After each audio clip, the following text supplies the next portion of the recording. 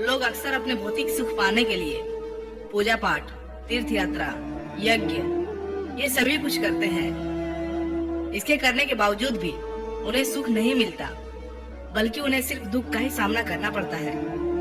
मुझे ये जानना है कि ये दुख का कारण है क्या? ये दुख मिटता क्यों नहीं है? तथागत बोले, क्या आप यह मानते हो कि दुख एक सत्य है? क्या आप यह भी मानते हो कि दुख का कारण भी है? साधु ने कुछ देर सोचा, फिर कहा, हाँ। बुद्ध बोले कि यदि दुख का कारण है तो दुख तो होगा, और यदि कारण ही समाप्त हो जाए तो दुख भी लुप्त हो जाएगा। जैसे सूर्य के प्रकाश से अंधेरा लुप्त हो जाता है।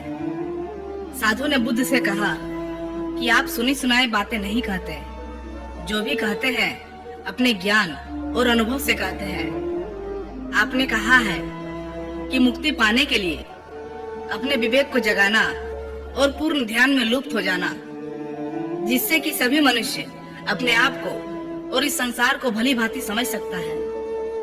परंतु एक प्रश्न है कि ये जो भी सारी रीतियां नीतियां है जो लोग पूजा पाठ करते हैं, क्या ये सारी व्यर्थ है? तब बुद्ध ने साधु से कहा, मान लो यदि कोई व्यक्ति इस नदी के दूसरे किनारे जाना चाहे तो क्या करेगा? फिर साधु ने कहा, यदि जल गहरा ना हो तो वह चलकर जा सकता है, और यदि जल गहरा हो तो नाव की मदद से जा सकता है। अगर वो तैरना जानता हो तो स्वयं तैरकर भी जा सकता है।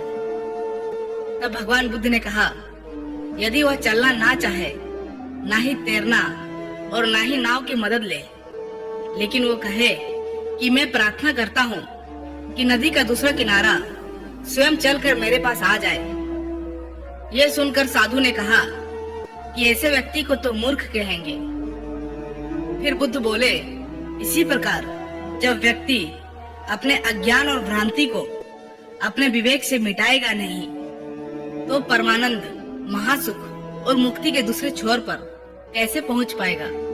चाहे वो पूजा पाठ करे, अनुष्ठान करे या व्रत करे, चाहे वो यज्ञ ही क्यों ना करे, चाहे वो किसी रीति रिवाज, किसी नीति पर चले, वह इसी किनारे में ही रहेगा।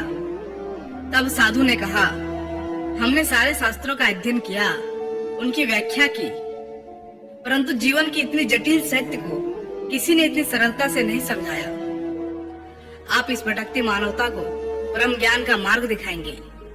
आप करुणा के सागर हो। हे बुद्ध, मुझे भी आपके शरण में आने का मौका दे। और गौतम बुद्ध ने साधु को इस तरह समझाया।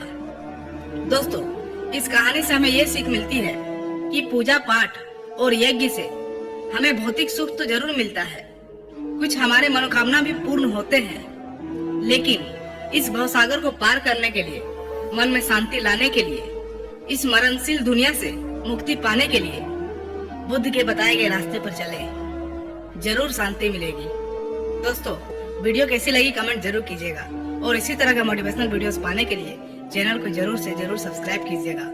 फिर मिलता हूँ कोई नेक्स्ट वीडियो में, तब तक के लिए धन्यवाद।